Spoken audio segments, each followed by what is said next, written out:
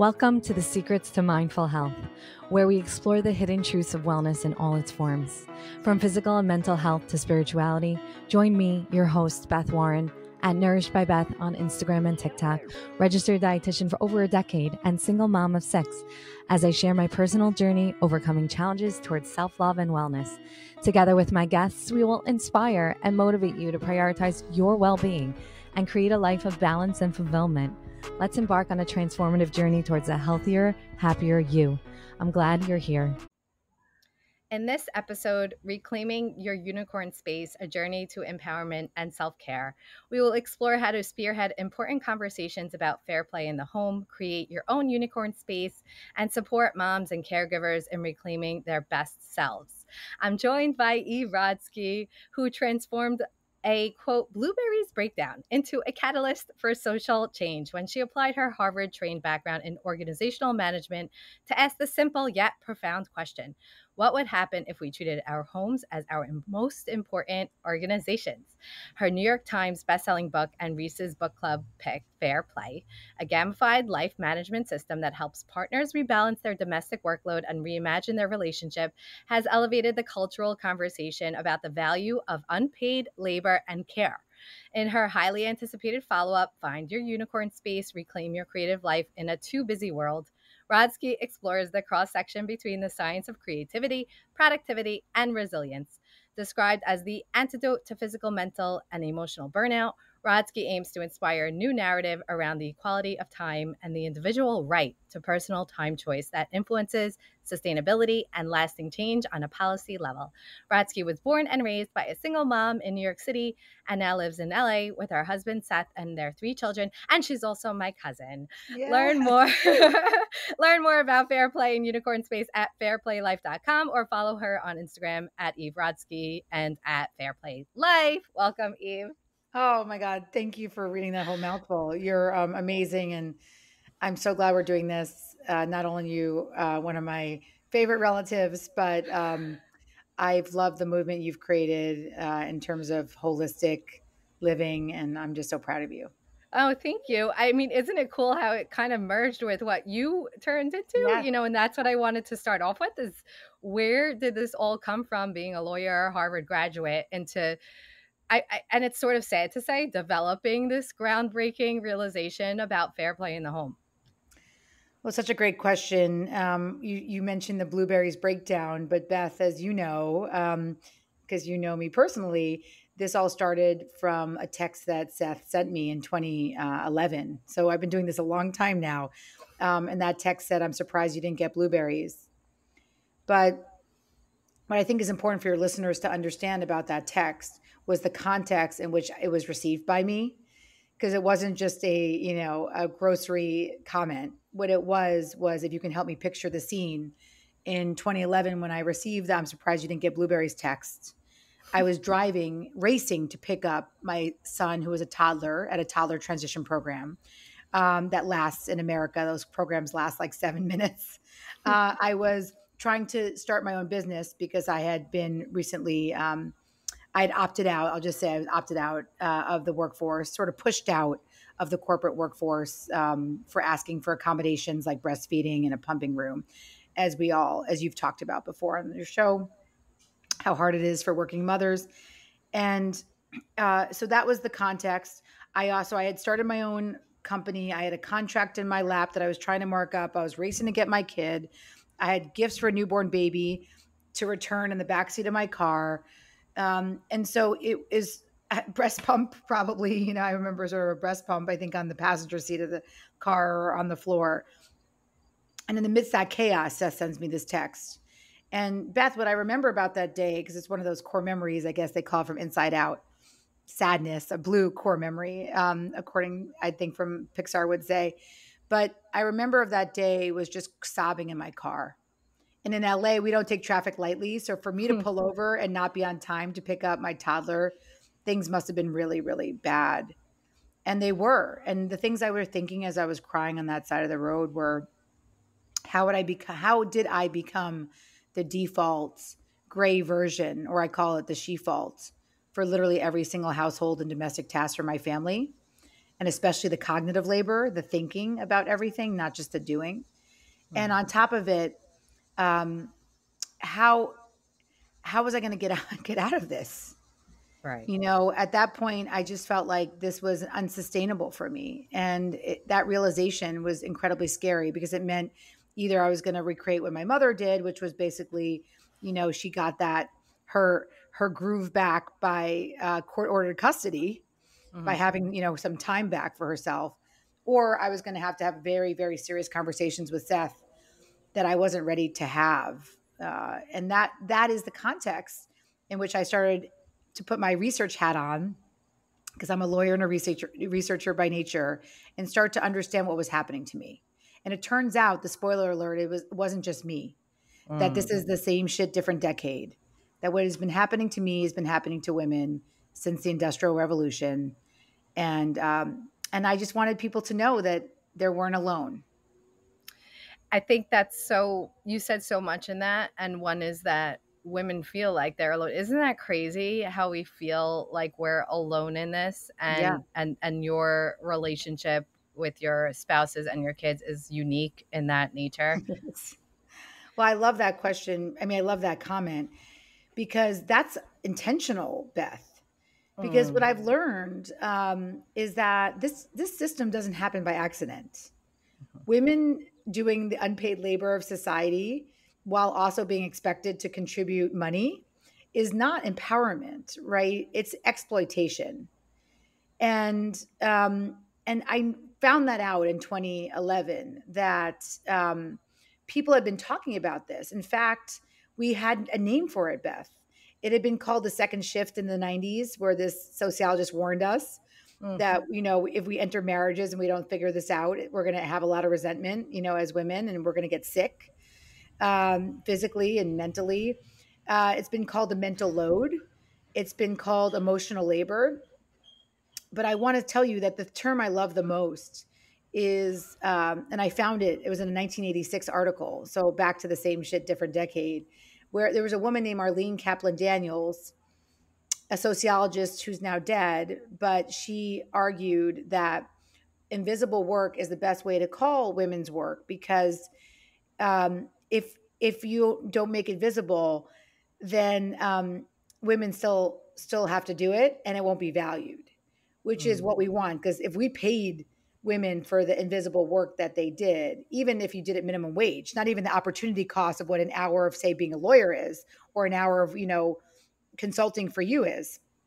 If you just did it on minimum wage for both of us, we would be earning 180 to $200,000 a year, and that's Probably just for minimum one kid. wage for one kid. Yeah. Exactly, right. So we would be millionaires. Mhm. And so to convince women that they should do this work has been very much a part of the plan for how certain people stay in power. And I think that's how you know that it makes sense to teach people that they're alone. Because if I can't tell you, Beth, or if I'm embarrassed to share that I'm mad at Seth, or God forbid, we don't talk about our partners. He's a great guy. He doesn't pick Mhm. up the kids. He doesn't help me at all. He expects I do everything, but he's a great guy, right? We always have to. I see so many women doing that, you know, making these excuses for these very, very, very tricky situations that they find themselves in. And I feel like we have to do that because if we didn't, we would collapse. Right. Or we'd have to give women, as you've been doing, the power to see a different route.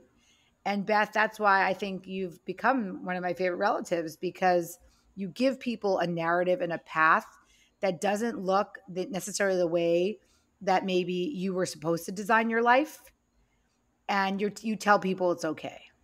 Yeah, I mean, it's like you just mentioned, you get to this point where it becomes too much. It's too much. It's I mean, burnout isn't doesn't even feel so much the right word Right. because you're alive. Like you're not burnt out. You're just feeling like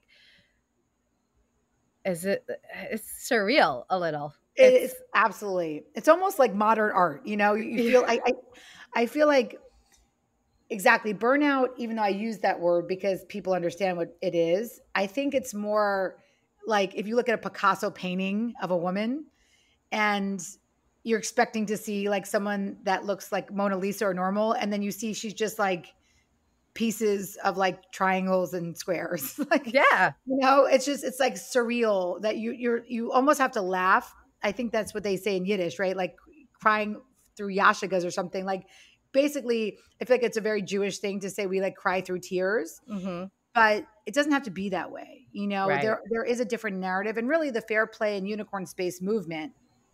The two books that I wrote, one fair play being about empowering women outside the home so that also we have to invite men into their full power in the home so Mm. that we can empower women to come out of the home. The second piece to this puzzle, though, was something that was very alarming to me, Beth, which is that when I started to ask women who they were besides being a parent, a partner, and or a professional, most women in our surveys over 10 years, Beth, it's better now, I think, because we have people like you and TikTok and the fair play movement. But when I started this in 2011, I started to do my own research and I asked women, what are you allowed to be? The three P's are all I got. I'm allowed to be a parent. I'm allowed to wear my kid's neck or, initials around my neck, not mine. I'm Mm. allowed to be a partner, support my husband in, or, any other type of partnership. But typically affects a lot of, women married to men. So that's what I'm talking about primarily. I can help my husband grow his business and of course not get any credit for it. And then I'm allowed to be a professional. Like my partner likes when I bring money in. Mm. So I was like, well, what about the fact that you used to be a skier? What about the fact that you love to be a performer? What Mm-hmm. happened to your love um, of acrobatics? Like the Mm-hmm. trapeze, like our cousin Jessica, who like loved trapeze and she just didn't do it for 10 years. What you want to go be in the circus? Like, where are all those things? And women were laughing because it was so absurd for them to think that they could say, my name is Beth and I'm a parent and a trapeze artist. Mm-hmm. Like, it just doesn't, it's not how women are conditioned to be. If we're not in those three roles, we're typically incredibly guilty, again, which is by design. Yeah, and it's not only that, it's that if they decide to be the trapeze artist, what are people going to say about them? And Correct. suddenly they don't care about their family because they're also a trapeze artist. And how can they possibly also give time to their family? And that means they must also be having an affair with the trapeze coach because why else would a woman want to be there? Like Exactly. Yep. the spiral, which has happened to me, goes so far beyond I happen to just really enjoy trapeze. And that's it. Absolutely. It could be period, end of sentence. And yet they have to rationalize in their mind why in a world a woman would want to do this or can be this and still be a mom and a great spouse. But you know why, right? Because women we're complicit in our own oppression, Beth. Well, we talk about each other too. Yeah, well, that's it, because we're complicit in our own oppression. You can't be in an oppressive system, Beth, without being complicit in it. And again, I'm never blaming women Mm-hmm. because when you are in a system that doesn't benefit you, you do anything to survive. So sometimes it is that judgment against the person who does the thing outside of your community because you're not doing it. And so you would want to be doing it. And so what is judgment, right? Judgment is just, to me, it's a mirror. It's a mirror, Mm-hmm. right? It is. And again, I'm not a psychologist, I'm a lawyer. And so ultimately, what my books do is give you programs and systems. Because behavior design is what lawyers do, right? We want people to stop at a stop sign, we pass a law. I'm not a psychologist, but what I did, and I focus in the practical. So how do you get to that next step where you can be the trapeze person and not give a fuck what other people think about you? I think it's important to understand that when there is a system in place that allows you to do only certain things, being a parent, a partner, and a professional, it's going to feel subversive to be outside that box.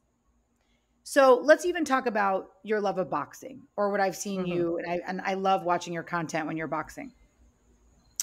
Typically, if somebody, and I'm not talking about you, but typically in our research, if somebody was going to take up a sport, it would sound sort of like, well, I have to do this. I'm on a health and wellness journey. I have to do this for my health.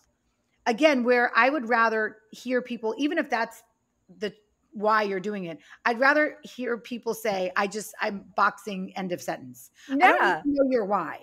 I get it. And the reason why there's a why is because we're so scared and there's guilt. And you said like we'd be judged otherwise. So here's another cool tip, and we'll get practical. But one of the things I want your audience to do, I'd love for them to have some homework. And I'd love for them to answer this question to you, to me, in our DMs. When can you, and I'll ask you this, Beth, too, because you've evolved a lot, and your journey has been very inspiring to me. So you probably have an answer to this, and I'd love to know your answer. But this was really hard for most women to answer in our studies. I Mm. would ask them, I need to know the last day. When was the last day that you can tell me the most important thing you did that day was outside of your roles as a parent, a partner, and or a professional? Hmm. For me, thankfully, that's pretty easy. Yeah, so that's what I want to hear because I want to inspire people. So I'll let you know that a super majority of women, going back to 2011, we started surveying people, can't answer that question. Mm-hmm. There is not a day that they remember where they can say the most important thing they did that day was outside of their roles as a parent, a partner, and or a professional. So I would love for you to inspire us.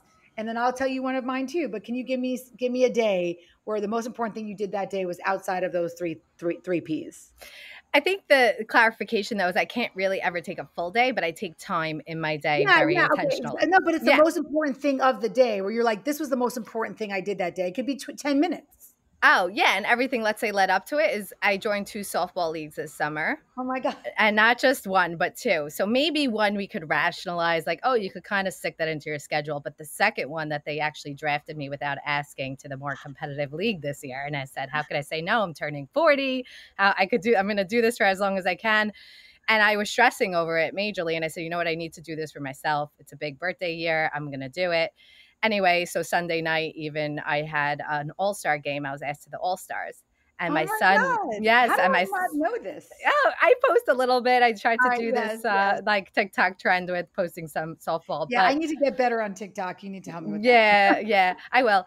So my son was actually playing his playoffs in baseball like around the time, and I just to give people context that this isn't easy. But luckily, oddly, what are the odds he's playing in the same field I was going to play? So I get in all my gear a little bit earlier. I I'm handle crying. some kids home. I take one child with me because you can't leave them all home. You got to bring someone with you. I took care of dinner, everything before to lead up to it, meaning to take time for yourself is a lot of planning and prepping to lead up to it. You have to Yes. be your intention has to be like, well, I'm going and I need to be there. And then I went to the game. I saw his game. I got him a ride home. Meaning mommy's staying for my all-star game. You're welcome to, but he actually had something. Got him a ride home with a friend that I texted prior, double checked there. Saw his game. At one point was going back and forth in the game.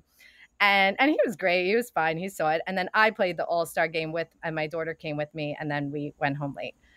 So Yes. Oh my God. There's so much power in that story. I mean, and emotion. Like I got really emotional, and which is weird because you think we've interviewed yeah. tens of thousands, probably over 100,000 people at this point. And 15, I think we're translated now in 16 different countries. And Wow. I feel like I want to take pens out and take notes for what you just said. And I'll tell you why. First of all, exactly the intention in it, the beauty, the gift you gave to your son, the gift he will have of knowing that his mother did that for herself is you can't even understand how important that is. The gift to your longevity, because we now know for women being outside these roles, what I call this unicorn space, is actually really important to our mental health. So I Yeah. want to just tell you two things about that, and then I want to ask you because I need to stay on the softball thing for a minute. So one I want to just say what's so beautiful about you and what the softball story told me was that in my research, again, as a lawyer, I wanted to ask people who are adjacent because a lot of people who help me with fair play, we have these facilitators. A lot of them are psychologists. It's amazing. We work very well together. So I went to all of them for my second book, Unicorn Space, which is like this baseball. It doesn't have a unicorn space is just something that's mythical, magical, feels really good to I do. love it. It doesn't exist like the unicorn unless you reclaim it. So that let's just for now it's softball. You could have a many, and I hope I gift to your women, your listeners, that they have many in their lives.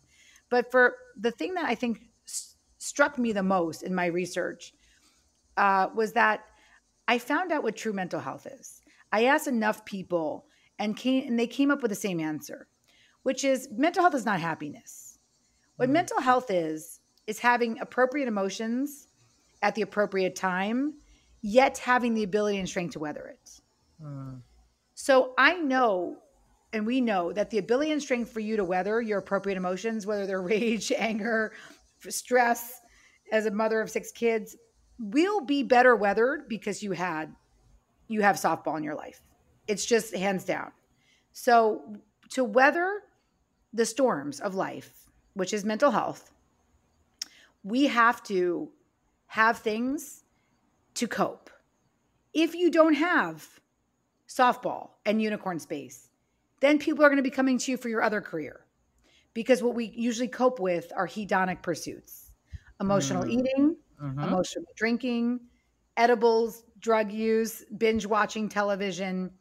So you will cope, but I'd way rather people pay the attention. So that's one thing I want to say about mental health. But number 2 is I think I would love to do a little exercise with you because this is our second homework assignment for your listeners. Okay. So the first one is answering the question, what is the most important thing you've done in a day outside of your roles? Similar to Beth, how she did that. And if you don't have one, that's totally fine. You can think of what you would love to do in that time and then play the same second game with us. So this is what I want. This is the hard part, Beth, because this is how people start to get a practice. Not by saying, I'm going to play softball again. It doesn't work that way. It works if you have your why. So this is what I want from you. I want you, when you were in your all-star game or you dropped off your son or he's watching you or you, whatever point that you can remember of that day, whether you're in your gear, what position do you play? Catcher. Okay, okay. So you're in your whatever outfit or your a lot of gear. You have your glove. I want to know if you can come up with 5 values that it brings up for you. And if you don't have them, we can end up reading a list of values that I have in my book, but I think we could do it together. Give me the values that it brings up for you. Give me one example. So I'll give you a one. Okay. I'm going to give you presence because I'm not sure that you can be a catcher if you're not present. Like I don't. Is that also the same as focus, or is that a different one? Yes, like focus, presence. A focus. Like present. Yes. Yeah. So let's use focus. Okay. So focus on the present, but focus is a great one. Yes. Okay. I Focus. believe that you're there in the moment. You're waiting for that ball. You really, or when you're about to hit. It's hard to be like, oh, I wonder what my kids want for, school supplies tomorrow. You have feel that. So focus, I'm going to give you is one. That's what I heard from what you said. And presence, focus. Yeah, same thing. Strength. What about joy? Strength is another one. Strength. Okay, I love that. So tell me more about that value. Well, it could be physical or emotional strength. But literally, I'm feeling very strong. I'm feeling strong in my body. Like, I don't even mean like as a fit thing, just as like a presence thing. Love it. Focus, strength. Okay. Yeah.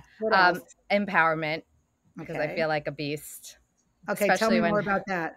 Especially when you get like a play, and you even a good play, by the way, that I don't get, but was a really good play. You feel really empowered to like go to the next play, and you take that off the field. Okay. So empowerment. And then can I ask you a question about that empowerment? Yeah. Is it also related to the fact, is it a competitive empowerment? Like I got the other team, or is it more like, I love that I did something for my team? Like what type of great question. Because I argue with people when they hear me sometimes speak softball. They're like, oh, wow, you're really competitive. I said, I'm competitive because I want to win, but it's more what you said about myself.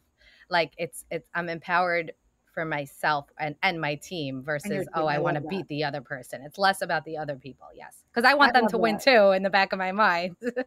Well, so then I'm going to add one more value then. So I have focus, strength, empowerment, and then connection. Yes, so that's Because, what I wanted to say yeah, about kind of like teamwork aspect. I love the team and I love the league I'm in because it's such female like I love connection that. and team empowerment. I think it's a major part of why I do it because you have your job, you have this, and you don't have the interactions with women in such a supporting environment.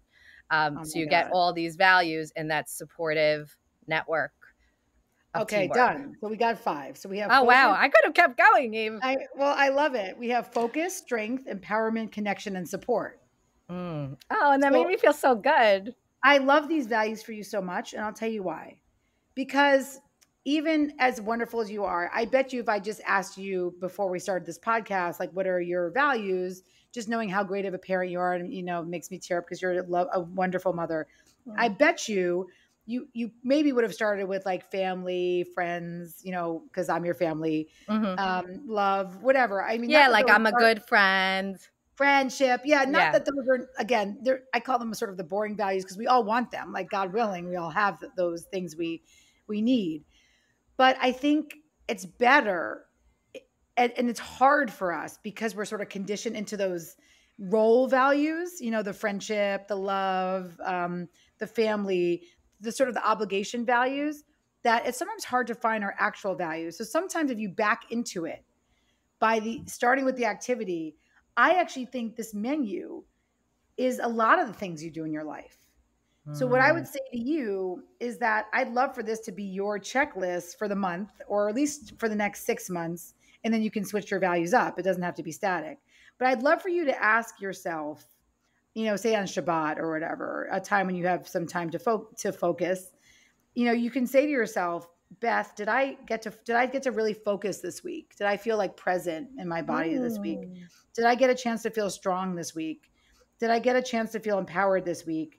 Did I get a chance for true connection this week? Did I get a chance to feel supported this week? I I would love am for you just to check in on those, because I it doesn't we have why to are we be. both crying on this I know, podcast? I know, I know. But I, I I, think that I was know so you're doing this for special. people. You're doing this for people. And I just want to make sure that you get those values for yourself. So in the times when maybe it's not softball, you still deserve focus, strength, empowerment, connection, and support. It's it's not only right what you said. I never had a tangible way. I like you're incredible. No wonder why you're a best-selling author. Okay, Mm. because you just created like a tangible way to do this. So everything you were sharing, I was thinking when it comes, let's say, to emotional eating, being a dietitian, helping people in practice. And I have other podcasts about that related to, well, what could you do instead of eating if it's not making you feel good in the moment? And women would just look at me blank. Like, I don't Right. even know what I like doing for myself. Yeah. I don't even know what I want. And I have to try to encourage them to practice, journal, write things, remember things they like to do when they were younger, whatever it was. But I never did what you just did. That Well, was you can. incredible. You I'm can. And that's going what's to so great. now, but I'm I saying you want you went to. Oh, backwards. thank you. Yes. It's still the first step to find things that you either remembered you enjoy or saw something that intrigued you or whatever. Yes. Keep trying, trying, Yes. trying different things. But then once you do it and you have the feeling after, which is a lot of what motivation is and all those aspects, is you have to actually do it in order to feel like keeping on doing it. Like Yeah. it's one of those things. So I do the softball and then to kind of work, and I know I enjoyed it because obviously I'm showing up with my 6 kids, or who knows where they are. But I then take that step back and think of the values you felt, and that's your blueprint. That's your blueprint for the week. And it can change. But for Right. now, it's your blueprint, because I see it in your other aspects of your work too. And that's why I just want that to be a model for the people listening, to say that it's sometimes hard, as Beth said, to get and to remember who we were. That's why my second book is called Find Your Unicorn Space, because the book is not called I want you to be a unicorn or I want you to be a softball player. It's I want people to find the space to be able to reflect, like you said, either back or forward. And as Beth knows, growing up, like, I didn't have a lot of fun time in my childhood. I lived in sort of a shitty neighborhood. I took care of a disabled brother. My mother worked nights, so for me, going backwards is never really that helpful. But for me, it's like, what do I love now? Or what do I, it's like Taylor Swift, like, we're all in our eras. And Mm. so for me, I was in a very cerebral era. I spent the past 10 years literally researching this issue so that nobody else could be a better expert at the gender division of labor. And now, Beth, it's in the world. And I think we had like some crazy amount of billions of TikTok impressions because people are using fair play and making it their own. It's like launched, it's like a baby, it's like a teenager in the world. And so now that I can be an empty nester a little bit with fair play, I'm thinking about what's my next era. And I'm very inspired by your journey. I want to enter an athlete journey because Ooh. I never had that ability growing up. I grew up in a, like I said, in a really shitty sort of housing project. There was nothing, there was no greenery, there was not a lot of sports. Our little league team played in the Conag power plant, which was Oh, like wow. disgusting and probably leads, we got a notice saying like check for lung cancer if you live near the power Oh, plant. So God. there was never anything athletic about where I grew up. And so I think I'm inspired to move to, and that's the third thing I want to just say, because I know your podcast is, I'm crying still about you. But the third thing I want to say that we found in the research, as same as I just said, I want to move to more of this new journey, is that if someone still feels stuck, if they're like, well, I wouldn't even know where to start this exercise because I don't know what's intriguing or what I like, I think it's the best place to start. But I would say move to a third area because I think this is where people get stuck. People say the noun, Beth. So this was something we noticed a lot in our research and our surveys. People would say, I'm not a softball player. I'm not an athlete. Mm-hmm. I'm not a writer. But can you still be a person who plays softball? Yep. Even a 2-year-old is a person who plays softball. Can you be a person who writes? If you have a pen in your hand and you write down a sentence, you're a person who writes. So I think it's important to start verbifying our life, if that makes sense, as opposed to using the noun, because then it allows for more flexibility. That's my last point. And more openness and more openness to take that step into it. Absolutely. Because I want to get more into tennis and I'm really like moving towards it. But I am very careful to not say I'm not this, or even for me in my practice, it's like picky eaters. I don't like this. I don't like just there's no don't, there's no not, there's just openness and curiosity and That's shifts. Right. I love that. That's right. And I think that if we could gift 3 values to your community, again, remembering yours were focus, strength, empowerment, connection, and support. I think what you just said, one of the values I'd love to gift people is just curiosity. Mm-hmm. I think what ends up when you get, I'm thinking back to that, the judgment stuff and what happened, that sort of spiral we were just talking about, what, happened to you, what happens to me when people are like, wow, this woman must hate her husband. She wrote a whole book about him. That's great, by the way. But, I think it's fundamentally because people, for their own reasons, have a lack of curiosity about others, about what's possible. And so that's what I would love to gift everybody as your first value. Yes, we'll gift you family, friendship, love, all those roles. We're here for it. But start to think about, how you can be curious. Like, answer that question. I wonder. And I remember I said that to somebody once early in my research. What do you wonder about? And this woman said to me, well, I wonder why my baby's poop is yellow. And I'm like, no, not that type of wonder. Not that type of curiosity. Like, what do you daydream about? What do you wonder about? And I think that's what's so fun because you can literally start by just, like you said, that curiosity. Yeah. Oh, I love that. Okay. Well, that's something great to leave everyone with. I want to thank you so much for coming on, and we could have like a part 2. I mean, that was hard enough to get us on a part 1, but I want a part 2. No, we'll definitely do a part 2. And I think the part 2 that I'd love to explore is sort of why. Why is it that we end up in a place where we wear our kids' initials around our neck? And not our own. That was crazy. Oh my God, you're right. That's it. I'm getting a Beth necklace. That's it. You have to. I wear an Eve necklace. I wear an E all the time. And even Anna, who's 7, my daughter, says, my mom doesn't wear our names. She wears but like you said, it's setting a great example for them too. It's the example. We're it's the same as showing up at the softball league. Mm-hmm. And by the way, we know kids who see their parents in their own active identities do really well because they're not narcissists. Mm-hmm. They understand that the world doesn't revolve around them. You're not a bad parent if you want to do this. You can burn that guilt and shame because, as we said in the beginning of this podcast, it was designed to keep you in the 3 Ps, parent, partner, professional. That guilt is not helpful to you at all. Oh, I love that. Okay, well, we can continue to follow you on Instagram at Eve Rodsky and at Fair Play Life to see book number 3. I don't know, is that coming out? Yeah, well, I'm starting to do some research for that after my athlete year, hopefully. But I love that. A lot of issues in the workplace that we have to deal with. So that's probably going to be book 3. Okay, great. All right. Well, thanks for coming on. Bye, Beth. Bye. All right, talk to you soon. Don't forget to hit subscribe or follow me on Instagram and TikTok at Nourished by Beth, or listen on Spotify at the Secrets to Mindful Health podcast.